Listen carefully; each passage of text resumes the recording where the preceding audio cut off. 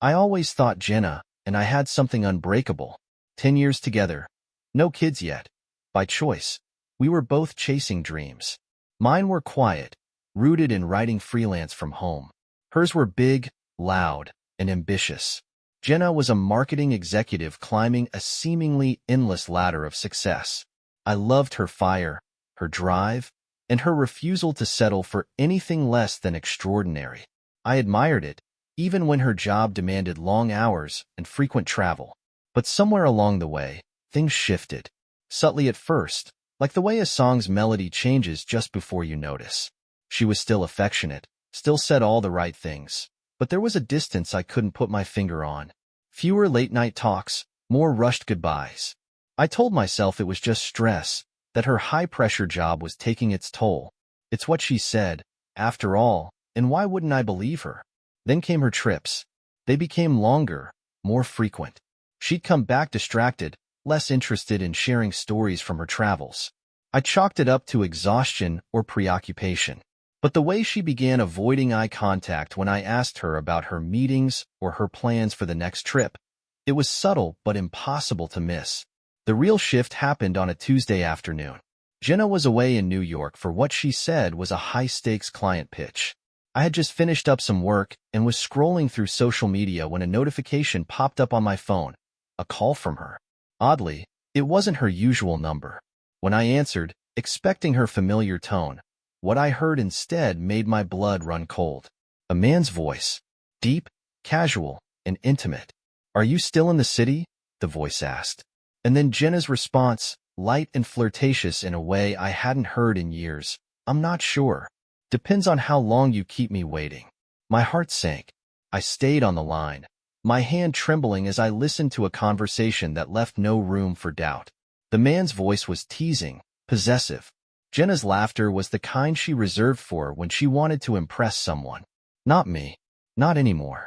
I ended the call without a word, stunned into silence. My world felt like it had been pulled out from under me. This wasn't just a bad feeling or paranoia. It was real. There was another man. In that moment, I made a decision. I wasn't going to confront her. Not yet. I needed to understand the depth of her betrayal, to gather the truth. It wasn't just about knowing. It was about preparing for what came next.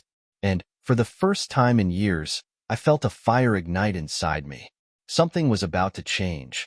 After that call, everything became a blur of disbelief and anger.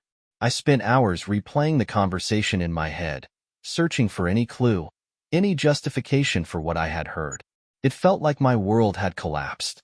But the more I thought about it, the clearer one thing became. I needed proof. Jenna's next trip came 2 weeks later. She claimed she was heading to Miami for a conference. This time, I didn't just accept it. I decided to dig deeper. I started small, checking her suitcase when she was in the shower.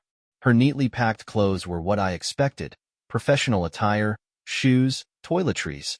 But there was a small black lace set tucked under everything. It wasn't something she'd ever worn for me. The pit in my stomach grew heavier. The next day, while she was at work, I checked her email. It wasn't hard. Her password was saved on our shared laptop. Most of her inbox was work-related, but one thread stood out, buried under client emails. It was from someone named RB. The subject line was vague. "This weekend?" I clicked. "Looking forward to seeing you, J. Rooms booked. Same place. Can't wait to hold you again." I stared at the words, my hands trembling. There were no pictures, no obvious clues about his identity, but the intimacy in the email was undeniable. Whoever RB was, he wasn't just a colleague. Still, it wasn't enough. If I confronted her with nothing more than a hunch and a couple of vague messages, she'd deny it, twist it, make me feel like I was the crazy one. I needed something concrete. Her Miami trip was the perfect opportunity. The day before she left, I bought a GPS tracker small enough to hide in the lining of her suitcase. It connected to my phone, letting me see her movements in real time.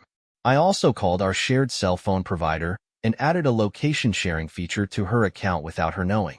It wasn't something I ever thought I'd have to do, but I had to know the truth. The morning she left, she kissed me goodbye, like she always did. "I'll call you tonight," she said with a smile, but it didn't reach her eyes. As soon as she was gone, I checked the GPS tracker. Her flight path matched what she had told me.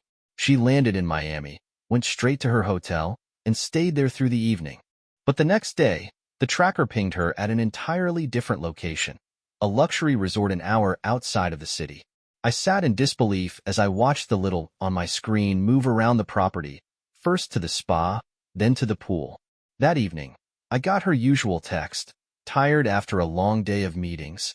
I'll call you in the morning. Meetings? Sure. I decided it was time to take this further. I booked a last-minute flight to Miami, arriving late that same night. If she wasn't going to tell me the truth, I'd find it myself. The next morning, I drove to the resort. Sitting in the parking lot, I debated what to do. Should I storm in, confront her on the spot?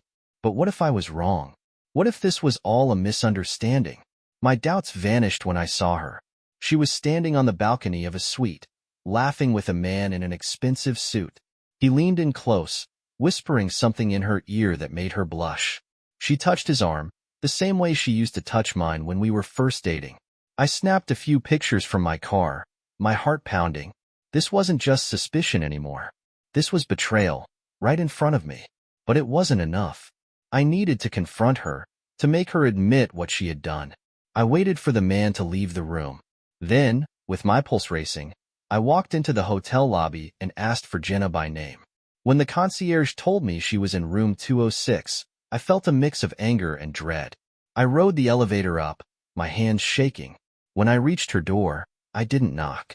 I used the spare key I had swiped from the front desk and stepped inside. Jenna was sitting on the bed, scrolling through her phone. She looked up, startled, her eyes widening in panic. "James? What are you doing here?" she stammered, her voice filled with a fear she couldn't hide. "I could ask you the same thing," I said, holding up my phone with the pictures of her and the man. Her face went pale. For the first time in our marriage, Jenna had nothing to say. The silence between us felt like an eternity. Jenna sat frozen on the edge of the bed, her phone still in her hand, her face a mixture of shock and guilt. My heart was pounding, not just from anger but from the sheer weight of this moment. "You're not going to say anything?" I asked, my voice low but shaking. She opened her mouth, then closed it again. For a second, I thought she might try to deny it, to spin some kind of lie. But she must have seen the resolve in my face. The evidence I held was too damning. "I can explain," she finally whispered, her voice trembling. "Explain?" I snapped. "Explain what? That you've been lying to me for God knows how long? That you're here with him instead of at a conference?" Jenna looked down at her hands, twisting her wedding ring around her finger.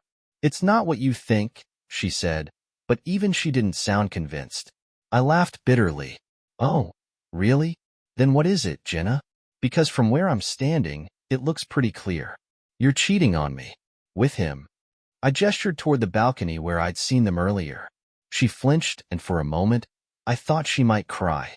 But instead, she squared her shoulders, her expression hardening. "You don't understand," she said, her voice firmer now. This isn't about you. It's about me. I needed something more. Something different."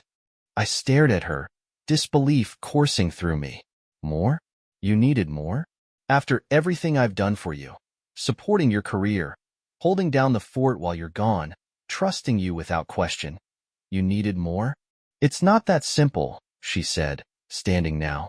She began pacing the room, her arms crossed defensively. "Do you have any idea how lonely I've been? How unfulfilled I feel? You're so predictable, James. You're always there, always dependable, and I know that's supposed to be a good thing, but it's not enough anymore." Her words hit me like a slap.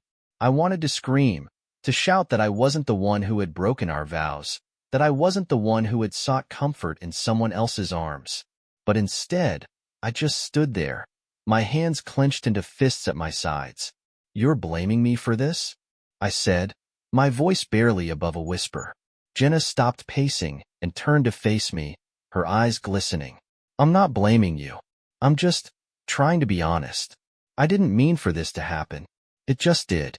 It just did," I repeated, the words dripping with sarcasm. "Right. Because affairs just happen. You trip and fall into someone's bed. and it's all an accident."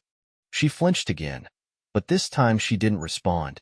The silence stretched between us, heavy with everything we weren't saying. Finally, I shook my head and stepped back toward the door. "You know what? I don't care anymore. Stay here. Be with him. Ruin whatever's left of this marriage. But don't think for a second that I'm just going to let you walk away from this without consequences."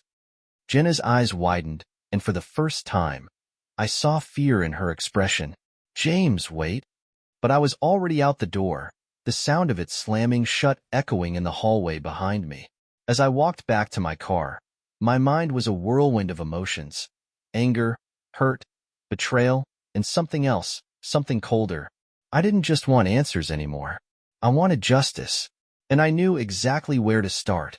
Driving back from the hotel, my mind raced. The rage burned hot, but beneath it was a searing need for clarity. What else had Jenna been hiding? How long had this been going on? Was this her first affair, or had there been others? Every possibility hit like a fresh punch to the gut. When I got home, the house felt foreign. The pictures on the walls, the cozy throw blankets Jenna had insisted on buying, the shared memories, they all seemed like lies now, part of a facade I hadn't even realized I was living in. I sat down at the kitchen table, my laptop in front of me, and began to strategize. If Jenna thought she could walk away from this unscathed, she was sorely mistaken. I needed to be smart, methodical. This wasn't just about catching her in the act. It was about taking control of the narrative before she could. The first step was to gather evidence. Not just pictures or vague emails, but undeniable proof that would stand up in court. I opened a private browser and started looking into private investigators. After a few phone calls, I found someone willing to work quickly and discreetly. He promised to start tracking Jenna as soon as she got back from Miami. Next, I called our bank. Over the years, Jenna and I had always maintained joint accounts, something I'd once seen as a sign of our trust and partnership. Now, it felt like a liability. I froze the accounts temporarily under the guise of suspicious activity. If Jenna tried to access them, she'd have to call me, giving me more time to sort things out. I also pulled up her credit card statements. As I scanned through the charges, my stomach twisted. Spa treatments, expensive dinners, luxury hotels, all things she'd never mentioned to me. Each line item felt like another betrayal. But the real revelation came when I dug deeper. There were wire transfers to an account I didn't recognize, each labeled innocuously as client expense reimbursement. It didn't take long to realize that these weren't work-related at all. They were payments to someone else. My guess? The man from Miami. I printed everything out, each page a testament to her lies. By the time I was done, the pile of evidence on the table felt like a weight pressing down on my chest. The final piece of my plan was perhaps the hardest: securing a lawyer. I had hoped I'd never need one, but now I wanted the best. After a few calls, I found a family law attorney who came highly recommended. We scheduled a meeting for the following day. By the time I finished, the sun had started to rise, casting pale light through the kitchen window. I felt hollow, like the man I'd been just a day ago no longer existed. In his place was someone colder, more calculating. But I wasn't done yet. If Jenna wanted to betray me, she was going to face the consequences. And when this was all over, she wouldn't just lose me. She'd lose everything. For now, I waited. The next move was hers, but she had no idea what was coming. The next evening, Jenna returned home from Miami. I'd spent the day perfecting my composure, trying to mask the storm brewing inside me. When I heard her car pull into the driveway, my heart raced, but I forced myself to stay calm. This was all part of the plan. The door opened, and there she was, carrying her suitcase with a casual smile like nothing had happened. "Hey, babe," she said, leaning in to kiss me. I turned my head slightly, her lips grazing my cheek instead. She frowned but didn't press it. "Long trip," she said, setting her bag down. "I'm exhausted. I might just crash early tonight." "Of course," I replied, my tone neutral. "You must be tired after all those meetings." Her eyes flicked to mine for a fraction of a second, wary. "Yeah, meetings." I waited, giving her a chance to come clean, but she didn't. She moved through the house like everything was normal, chatting about mundane things: the weather, an upcoming dinner with friends. It was infuriating. The ease with which she lied made my blood boil, but I held my ground. After dinner, as she was rinsing dishes at the sink, I decided to strike. "Jenna," I said, my voice cutting through the silence. She looked over her shoulder. "Yeah, we need to talk." The way her shoulders tensed told me everything. She set the dish down and turned to face me, forcing a smile. "Okay, what's going on?" I pulled out the pictures I had taken at the resort and set them on the counter between us. Her eyes darted to them, widening as she recognized what they were. "I know about him," I said, my voice steady but cold. "I know about the hotel, the lies, all of it." She stared at the photos, her face pale. For a moment, I thought she might deny it, but then she let out a shaky breath and sat down at the table. "James, it's not what it looks like." I barked out a laugh. "Not what it looks like. Jenna, I was there. I saw you with him. I've seen the emails. The money transfers.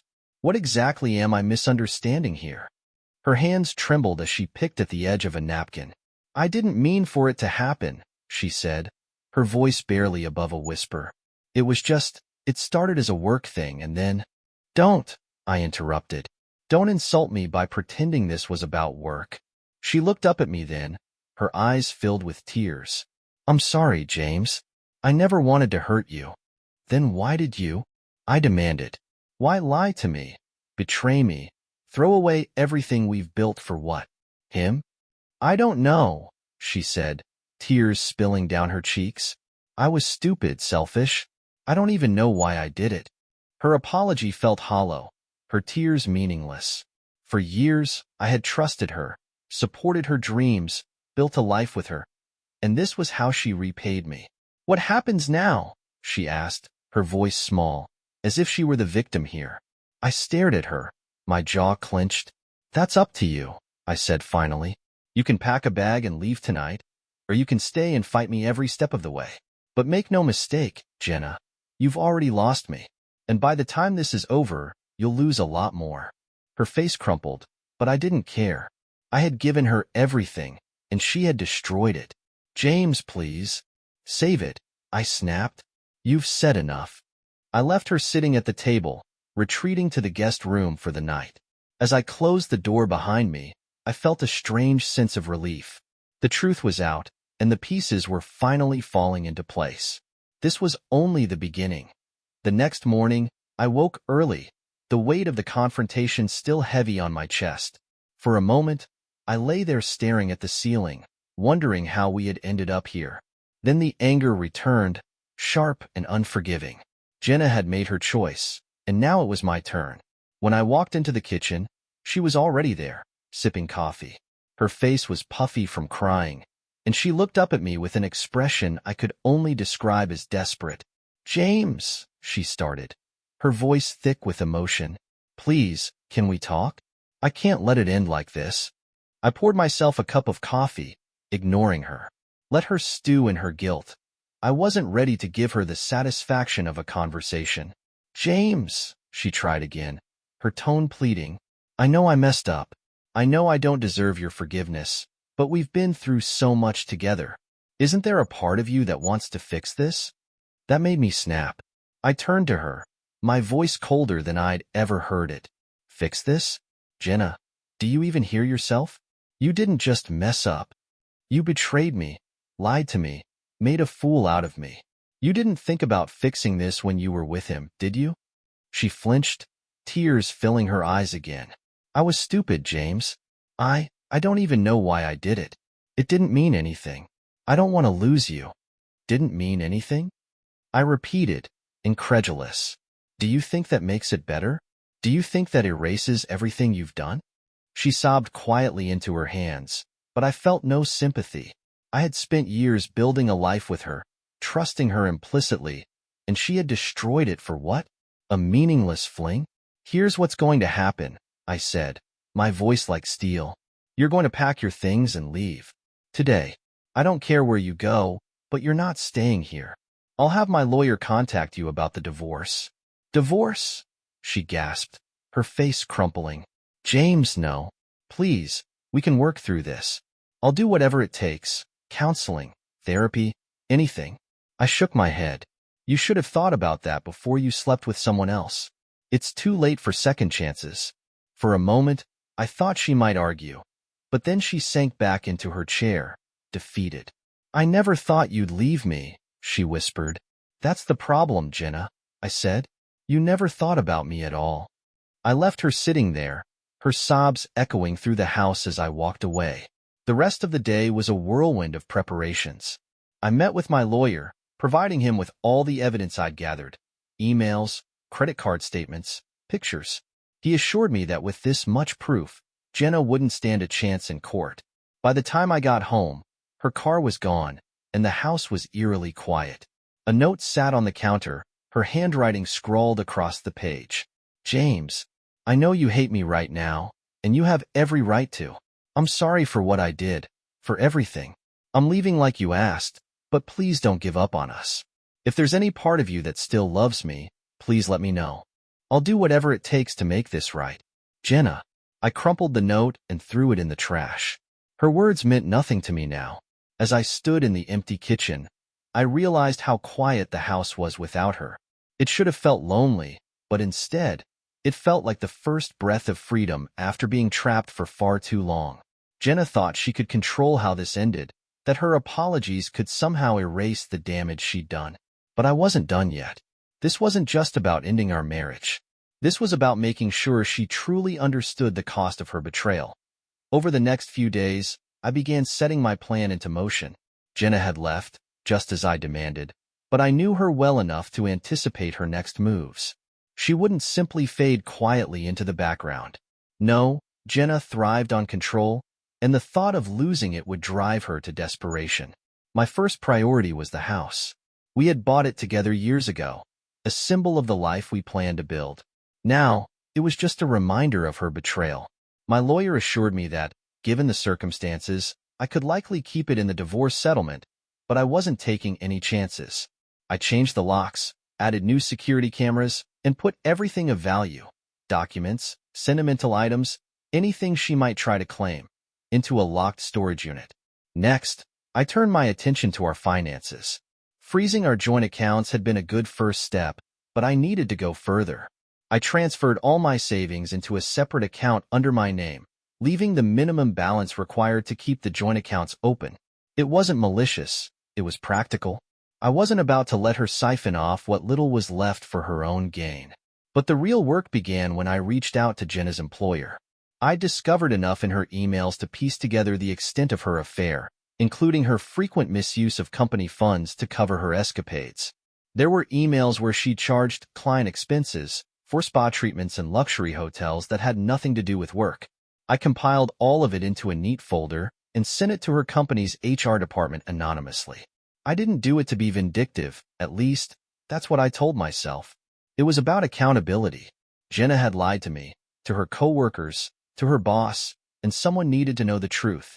The day after I sent the file, I received an email from her. James, I don't know what you're trying to accomplish, but you need to stop. I've already lost enough without you sabotaging my job. Do you want me to have nothing? Is that what this is about? I know I hurt you. I know I can't undo what I've done. But this isn't fair. Please, let me try to make amends. Don't burn everything down just to punish me. Jenna. I stared at her words, feeling nothing. She was pleading now, trying to appeal to whatever shred of decency she thought I had left. But I was beyond caring about her feelings. She was right about one thing, though. I wanted her to have nothing. That evening, I called my lawyer and asked him to expedite the divorce proceedings. He told me it would take time, but I didn't mind. As far as I was concerned, the longer this dragged on, the better. Every day she spent scrambling to pick up the pieces of her shattered life was another day I could move forward with mine. The next step was more personal. Through the private investigator I'd hired, I had learned more about R.B., the man Jenna had been seeing. His name was Richard Brennan, a wealthy businessman with a wife and 2 teenage kids. The PI had even gotten me photos of him and Jenna together, laughing at dinner, holding hands in public like they weren't both living double lives. I printed those photos, along with a letter detailing their affair, and mailed them to his wife. It wasn't about revenge anymore. It was about justice. Jenna and Richard had built their relationship on lies, and I was done letting them get away with it. As I sealed the envelope, I felt a strange sense of satisfaction. It wasn't enough to erase the pain, but it was a start. By the time the week ended, I had taken back control of everything Jenna had tried to destroy. But there was still more to do. Jenna thought she could walk away from this unscathed. She had no idea what was coming next. The following week, the cracks in Jenna's world began to show. It started with a phone call from her. I hesitated before answering, but curiosity got the better of me. "James," she said, her voice tight with frustration. "What did you do?" I leaned back in my chair, feigning ignorance. "What are you talking about?" "Don't play dumb," she snapped. "Someone sent my company emails to HR. They're investigating me for misusing funds. My boss called me into his office today and suspended me until further notice. Do you know how humiliating that was?" I let her words hang in the air for a moment, savoring the panic in her tone. "I don't know, Jenna," I said finally. "Maybe you should have thought about the consequences before using your company's money to fund your affair." Her gasp on the other end of the line was satisfying. "You had no right." "No right?" I interrupted, my voice sharp. "You had no right to cheat, to lie, to destroy our marriage. Don't call me to complain because you're facing the consequences of your actions." "James, please," she said, her voice cracking. "I can't lose my job. I need it." "You should have thought about that before you threw everything away," I said, cutting her off. "This is just the beginning, Jenna. Get ready." I hung up, not giving her a chance to respond. The next day, I received a voicemail from her. She wasn't angry anymore. She was desperate. "James, it's me. I know you're angry, and I deserve that. But please, I'm begging you, stop. I've already lost so much. I've been staying with a friend, and now I might lose my job. I can't do this without your help. I'll do anything. Just tell me what you want." I deleted the message without responding. Later that afternoon, my lawyer called with good news.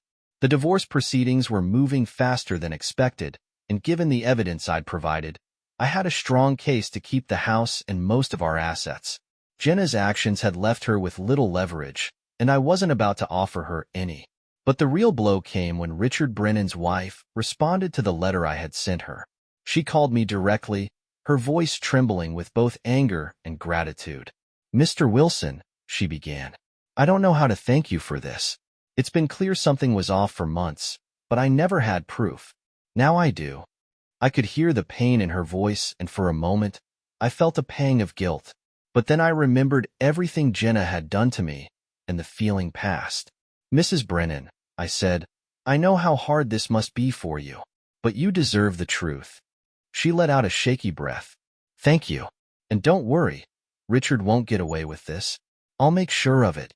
The next day, the PI sent me an update. Richard's wife had confronted him, and the fallout was immediate. He had moved out of their home, his business reputation was in jeopardy, and word of the affair had started to spread within his professional circle. Jenna, too, was feeling the ripple effects. My lawyer informed me that she had tried to contest the terms of the divorce, claiming she was entitled to half of everything. But with the overwhelming evidence against her, her argument held no weight. I heard from mutual friends that she was struggling to keep up appearances. Her suspension from work had turned into a full-blown termination, and she was staying with a friend who wasn't thrilled about the arrangement. For the first time in weeks, I felt like I could breathe. The pain of her betrayal was still there, but now it was overshadowed by the satisfaction of knowing she was finally facing the consequences of her actions. But this wasn't over. Not yet. Jenna had tried to destroy me, and I wasn't going to stop until she understood the full weight of her betrayal. This was only the beginning of her downfall. The next few days were a whirlwind. Jenna's life continued unraveling, and I stayed ahead of her at every turn. I kept tabs on her through the PI and mutual friends, hearing updates about how she was sinking further into desperation. But it wasn't enough. Not yet. I reached out to her employer again, this time providing them with more detailed records of her financial improprieties. It wasn't just about her suspension or termination. I wanted her barred from any future opportunities in her field. Through my lawyer, I also uncovered that she had opened a secret savings account, a stash likely meant to sustain her double life. I froze it, just as I had our joint accounts. But the biggest discovery came when the PI dug deeper into Richard Brennan. Turns out, he wasn't just Jenna's lover. He was also involved in several fraudulent schemes through his business. The PI handed me everything: shady deals, embezzlement, and even evidence of tax evasion. It was the perfect opportunity to tighten the noose around both of them. Armed with the PI's findings, I leaked the information about Richard to his competitors. Within days, it made its way to the press. Articles about his fraudulent activities and illicit affair with Jenna were splashed across business news sites. The fallout was immediate. Investors pulled out, clients distanced themselves, and his reputation was in shambles. Jenna's name was inevitably tied to the scandal. Her former colleagues and professional contacts saw the headlines and began whispering. I made sure of it. Social media lit up with discussions about the affair.